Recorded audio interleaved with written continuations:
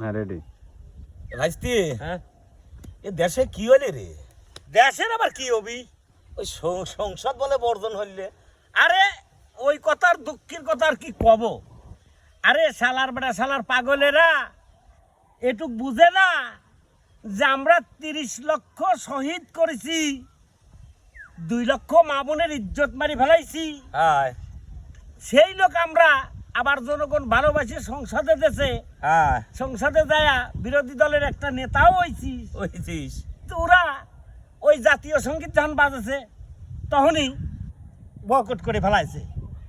আরে জামাত লেগে জীবনের শ্রেষ্ঠ খারাপ, ওর মতো খারাপ নাই। আর তুই তো বয়কট করলু, তোর একটু হিসাব করা লাগতে না? তা তো বটেই। আবার এই চুপ্পু সাহেব বক্তব্য দেশ, ওনার বক্তব্য ভালো লাগে নাই, তাই চুপ্পু সাহেব কছি বেটা তুই বাচ্চা তো আমরা পাইট পরে দেখাবো। ও ওরা সংসাদলে পড়ে থাকবেন, তোর মতন ভালো মানুষের দেশের দরকার আছে।